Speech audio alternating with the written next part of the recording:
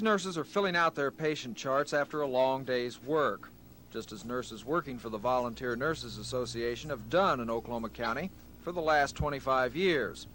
During those years, Medicare has paid a large portion for the cost of the care they provide, but now a new interpretation of an old regulation may force the organization to close its doors.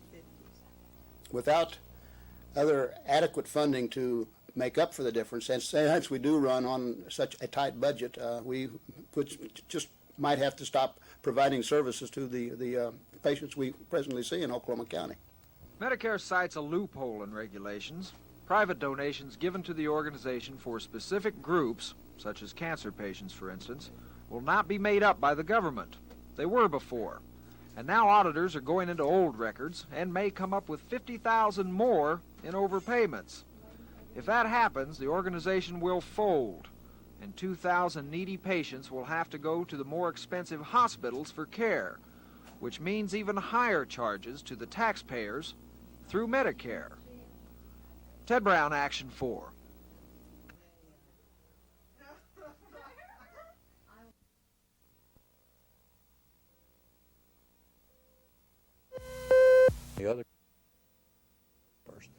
On the other buys, we have been letting go of money. We've been buying cars, paying them for them, and taking the cars, and not arresting them at that time in order to continue our operation, worth $120,000. We have also recovered some over $20,000 worth of narcotics.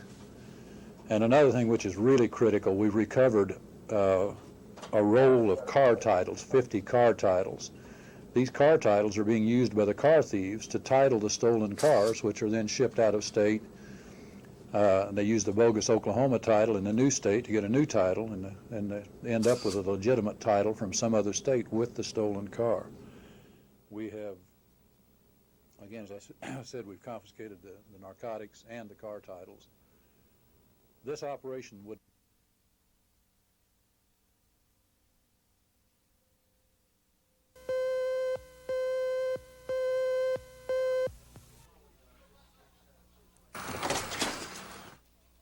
Kidnapping suspect Don Michael Corey will hopefully be back in Oklahoma City sometime late tomorrow night. The suspect waived his extradition hearing this morning that was held here at the Butler County Courthouse in Greenville, Alabama. Since Corey is addicted to the drug Demerol, arrangements are being made to stop at hospitals along the way to treat Corey. Unfortunately, Oklahoma City detectives traveling with Corey will still not be able to question him. The court order, in effect, as I understand it, covers all the time from the time he leaves there until he's brought before a magistrate here in Oklahoma County. And I anticipate having a magistrate available when he gets here so that order will be complied with. At that point in time, a new attorney will probably be appointed, and we'll try to see what we can do about interrogating him at that time. Greenville authorities had to wait until today for experts to search this brown station wagon that Corey was driving. That investigation is still underway right now. Police are clinging to the hope there may be some scrap of evidence connecting Corey's travels with the missing girls.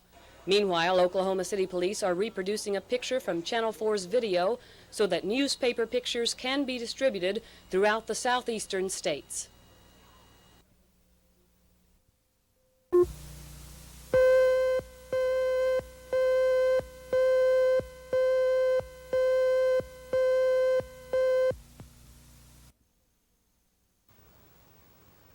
Experts finished checking Don Corey's car tonight, and so far they found nothing conspicuous to indicate the two missing girls might have been traveling with him.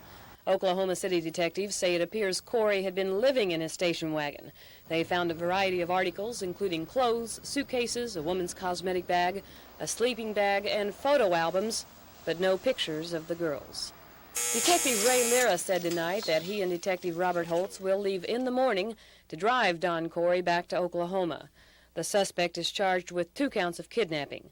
A federal charge of unlawful flight may be dropped. By tracing Corey's addiction to Demerol, authorities know some of the cities he visited after leaving Oklahoma City. Steps are now underway to find anyone who may have seen him. Now that he's in custody and we can get some better pictures of him, we anticipate probably flooding the southeast United States with his pictures in hopes that we can find people who've seen him and where we can trace his travels and hopefully locate the girls. Authorities are not allowed to question Corey until he's appointed an attorney in Oklahoma. Until then, all leads that surface will be checked thoroughly. Carol Lambert, Action 4.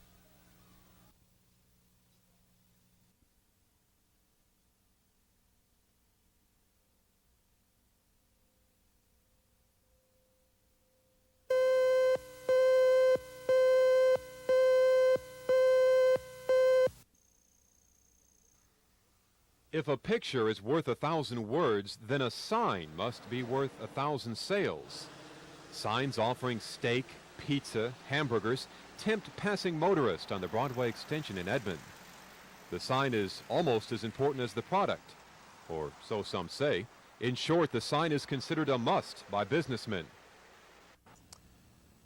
But what about a couple of signs at the corner of Danforth and Bryan in Edmond?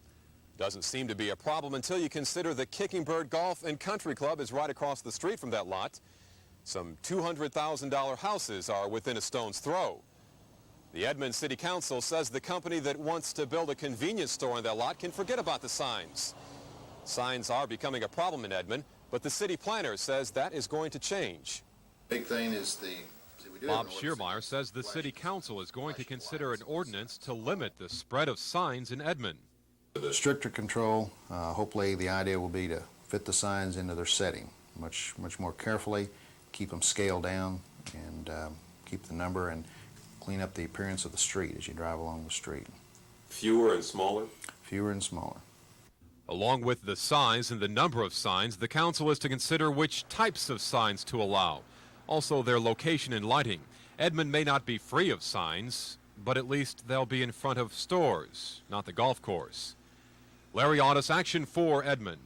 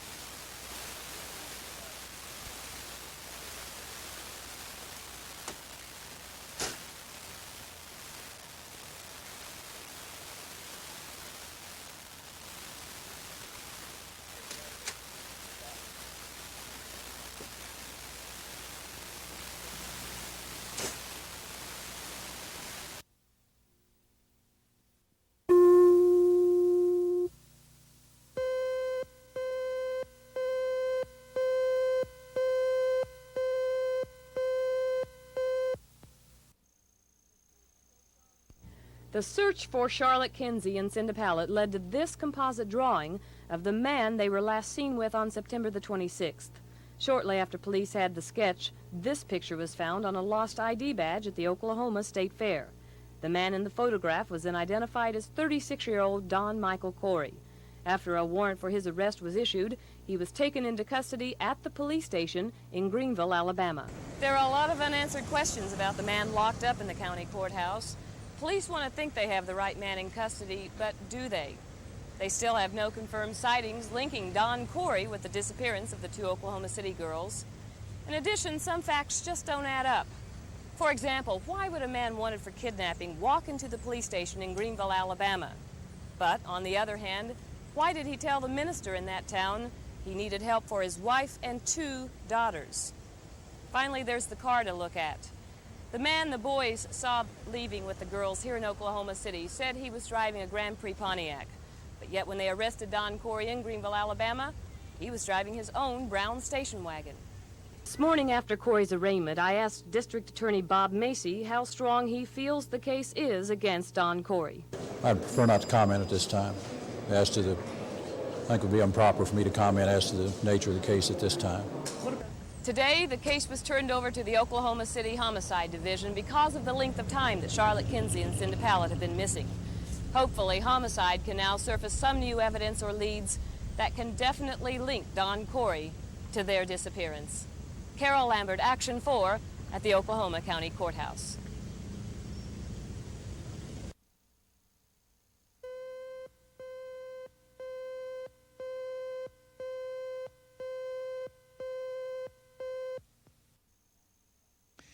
With the change of American families and the background out of which the students come changing constantly, it's putting a bigger load on education, an unfairly bigger load, I think.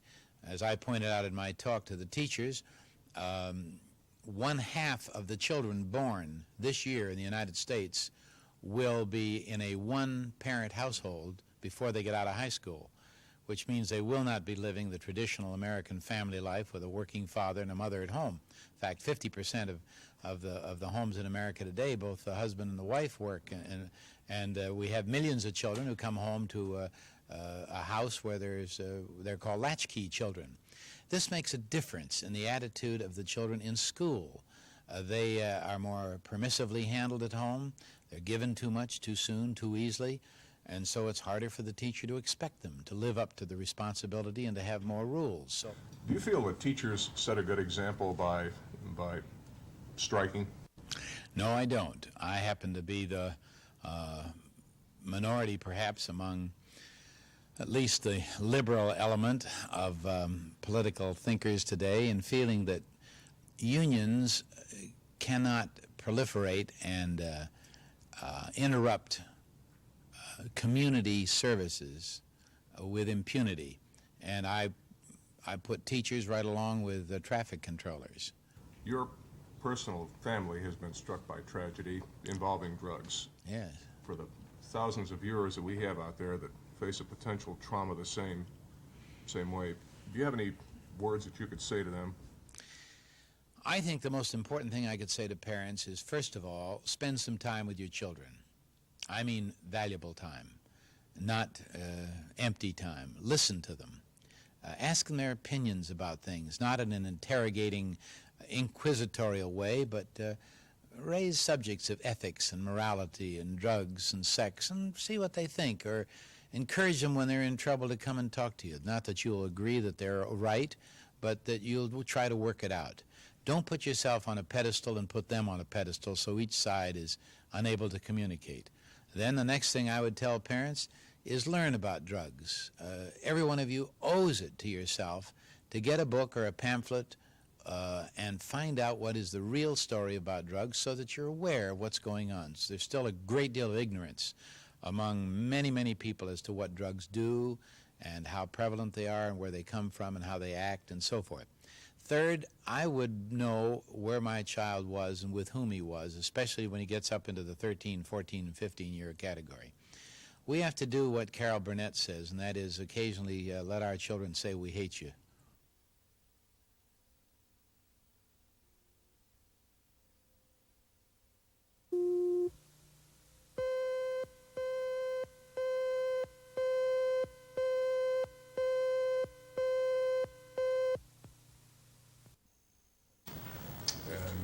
Get them out to the airport so they'd still be fresh. We have a pretty good idea of where most of them stand. Now, we don't know on a day-to-day basis where one of them might fall or not fall, but they have all been thoroughly checked out, and that's where they're going to be targeted. Those who are leaning, we're going to try to push those over into the yes column. Those who have been saying yes, we intend to keep there. Those who have said no, we intend to work on those that are maybe leaning in that direction toward the fence even. We'll work on all of the possibilities. Those that are hopeless, we'll, of course, write off. We're going to work on the ones we think we can get.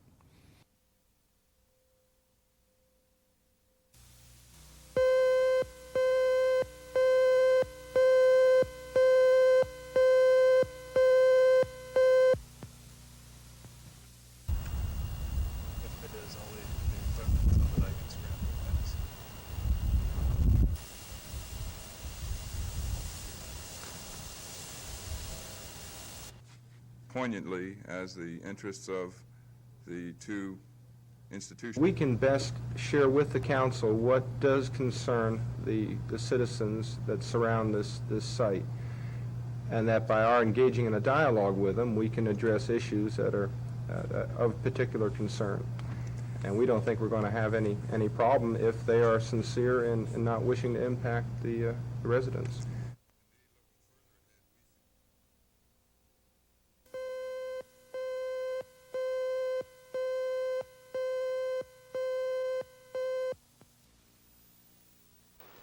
Now, fired Midwest City sanitation workers have to wait until mid-November to find out if they can work for the city again. At today's hearing, Judge Amick ruled for postponement because of a technical dispute. The original petition for the fired workers has now been amended, and the city says it has not been given the legal time to respond to that change. Well, they were originally wanting to stop someone from doing something. Now they're wanting us to do something. And because you've changed it that much, there's just no way you can answer. So what do they want you to do? They want us to, I guess, hire the workers back and give them back pay. Johnston added he did not consider today's postponement a win. That outcome will be decided on November the 12th. Carol Lambert, Action 4.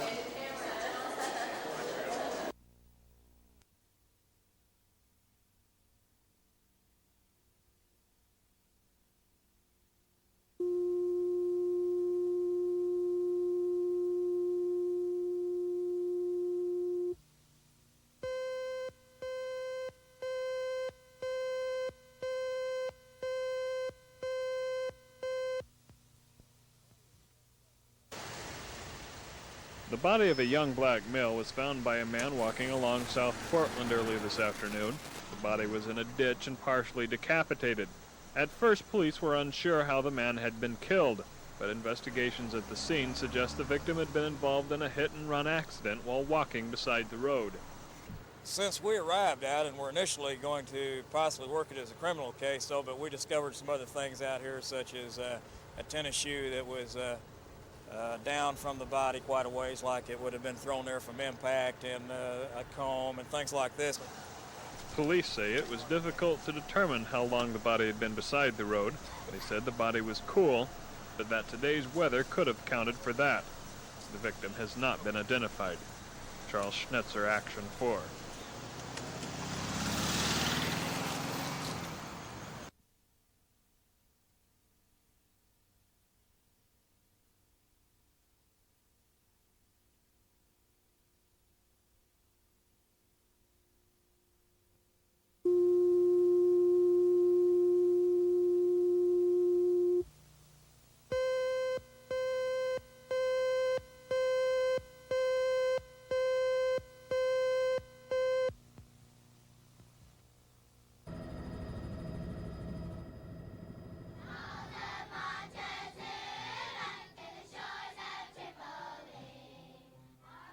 No one objects to the kids singing, as long as they don't sing hymns. What Michael and Julie Buddy do object to is religious classes. The Adair kids are rounded up about 8 times a year and given 30 minutes of what the school calls non-denominational Bible sessions. It's been going on for about 40 years. 2 women from nearby Pryor conduct the classes. The school says no child is required to attend, and no one has protested until now. The Buddies are suing the school for $310,000, and they want the classes stopped. They say their 2 girls are suffering irreparable injury from the sessions, which they claim are mandatory. Adair residents are not happy with the Buddy family. I think it's a bad thing. They have been planted here to cause trouble. All they want is money. They want to take our money from our school. I think it's wrong. Their children are in this school, and they're not forced to attend these classes. They're free to leave the room, do whatever they want to. And I think it's very strange that out of all the lawyers in Oklahoma, they picked one of the 2 lawyers who are with the Civil Liberties Union. Well, I think it's unjustified because this was good enough for me when I was going to school. I knew the ladies, they taught my classes, and I see nothing wrong with it whatsoever. I think these folks that's brought the suit are a very low life form of life. The Buddy family has lived in Adair for only the last 2 months, and residents here are angry that 2 outsiders have come in and tried to change the way they've been doing things for the past 40 years. In any event, a hearing will be held November 10th to decide on whether or not to grant a temporary injunction to stop the Bible classes. Ted Brown, Action 4, in Adair, Oklahoma.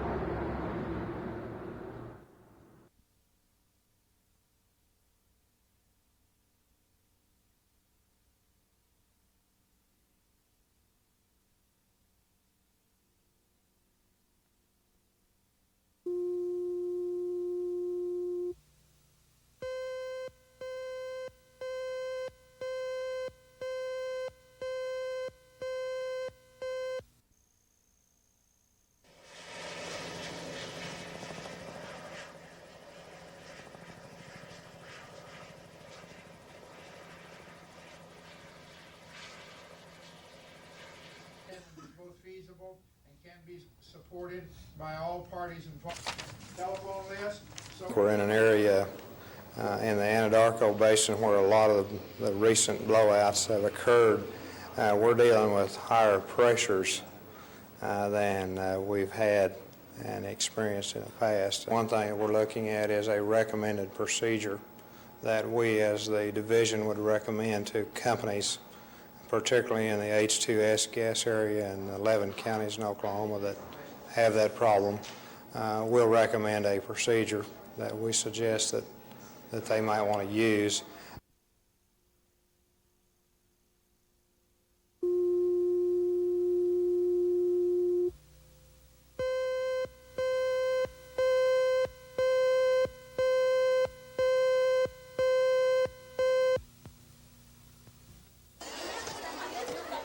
The three suspects are Indians from Santiago Atitlan, the Guatemalan village where Stan Roether ministered for 12 years.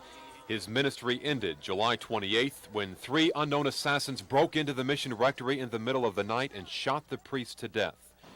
The government arrested three short Indians from the village. However, in this exclusive interview, the lone witness to the murder describes the killers as three tall Spanish-speaking men, a very definite difference in Guatemala. Nevertheless, is it possible the Guatemalan government has arrested the real killers? In no way. I see it as a smokescreen, as an attempt to end the case by picking on some suspects. But as far as I know, they're not at all the likely suspects. I don't know how they ever identified them because they were masked at the time. And all of our information from secular and ecclesiastical sources is to the effect that these were not the three murderers. Solatko wants the three suspects released. Beyond that, he wants the U.S. State Department to continue pressing the right-wing Guatemalan government for a full investigation. That may never happen, though, since Roether was on a right-wing death list and a victim of a political murder. Larry Otis, Action 4.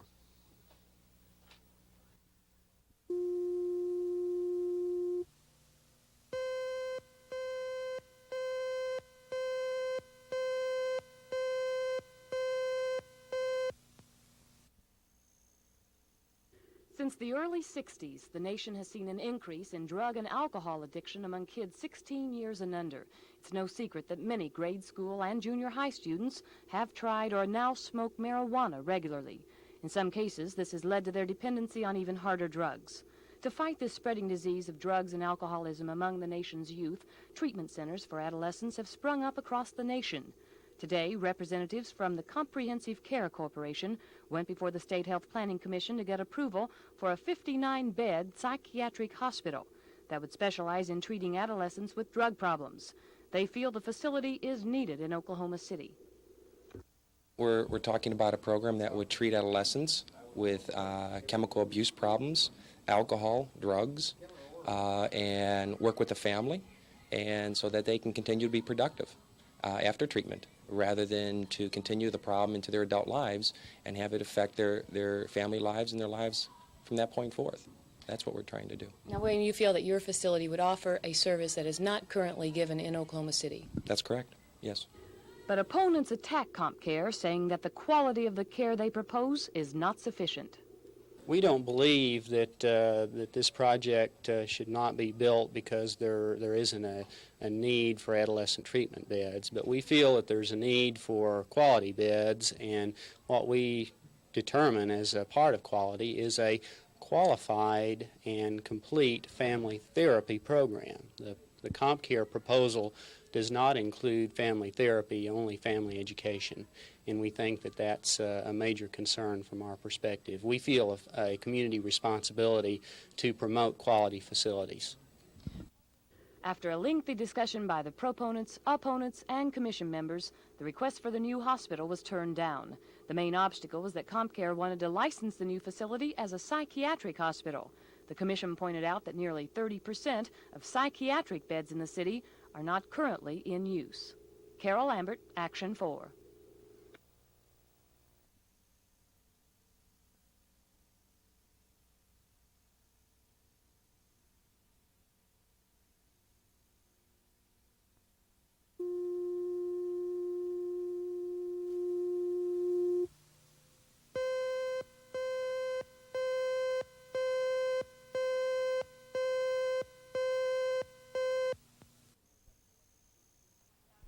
Last night's roundup collected 13 suspected drug dealers and more.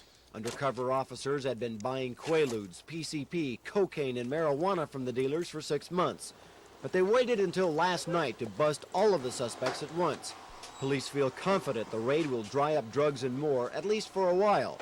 But they worry that some of the dope trade will now move to neighboring towns which don't have the money or the manpower for special drug investigations. The long-term solution, in my opinion, would be to create a large metropolitan area narcotics unit that would work the entire metropolitan area, all cities. That would leave them no place to run. No matter where they went, this unit would be able to work them and make their buys and make their arrests. I think long-term wise, that's going to require something like that if we're ever going to bring the drug problems in the Oklahoma City metropolitan area under control. The State Bureau of Narcotics is working to help other towns develop their own drug investigations. We have a school the Bureau of Narcotics puts on once a year. It's a 2-week school, and we will bring people in from across the state, different departments, and teach them how to do narcotics investigations. And hopefully, you know, not just Moore, not metropolitan areas, Tulsa, Oklahoma City, Moore, those areas will be the only ones that can make a case like this. Hopefully, you'll be able to go to far western Oklahoma, far eastern Oklahoma, and know how to handle it. A total of 29 suspects have been arrested in Moore's half-year drug investigation. 6 more suspects are still loose, but authorities won't feel satisfied until they know the lawbreakers have run out of places to hide. Scott Wallace, Action 4 and Moore.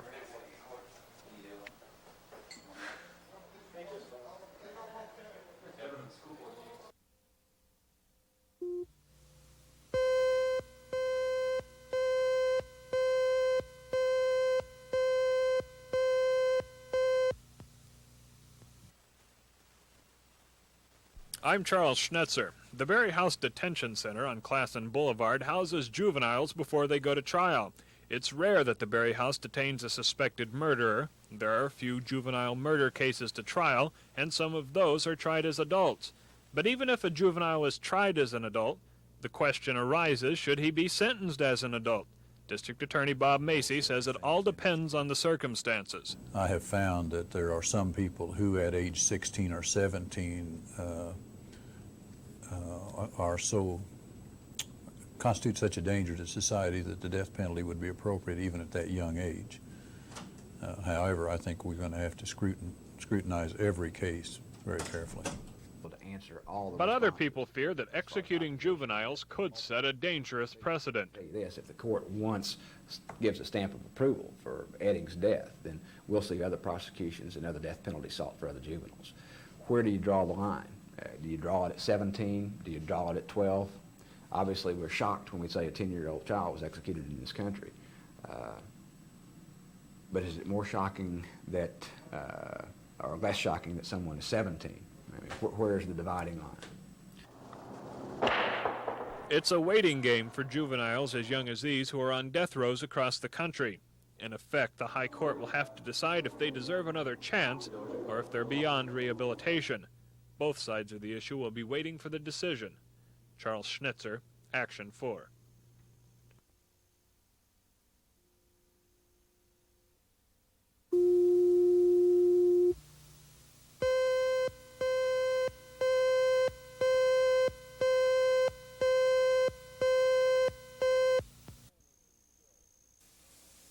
No one has been killed by virtue of wearing a pair of counterfeit Levi's. People have been killed and injured by virtue of counterfeit aircraft parts. The day of the crash, I was taking care of my children. It was just a normal day. Carol Montgomery had an experience with counterfeit aircraft parts. She lost her husband to one. Life just was going to go on in the normal type way, and then all of a sudden a policeman comes to the door, and I can still see his eyes. He had very blue eyes, and he looked very sad. And everything goes different. You know, your whole life is changing. The helicopter missed a schoolyard by 100 feet. Monty Montgomery and his friend died in the crash. The counterfeit that killed Carol Montgomery's husband was only found because she would not give up. She knew absolutely nothing about helicopters, even less about counterfeit parts, but she did know her husband. Monty Montgomery had 15 years' experience as a pilot and 8 air medals. He was a pilot in Vietnam. Carol knew it was not Monty's fault. So she hired detectives, and in the end she found this, the part that caused the crash. When it was analyzed, it was found to be counterfeit. I don't understand how these things can go on. Why aren't things checked out in the first place when lives can be in jeopardy? But I was glad to have an answer and the truth. There's no way you could change the past, but at least we knew what was going on, and maybe this could be avoided in the future for somebody else. The standards for aircraft safety in this country are set by the FAA, which is also charged with enforcing those standards. Many of the persons with whom we talked thought the FAA is not doing enough to seek out counterfeiters and bogus parts. As a matter of fact, the FAA does actively seek prosecution against known counterfeiters, and with good results. But as far as actually policing the industry, looking for bogus parts, no. The FAA says they don't have the resources, manpower, money. And you know who controls the purse strings? It's not the FAA, it's the President and the Congress. Another case of the dog chasing the tail. Jerry Adams, Action 4.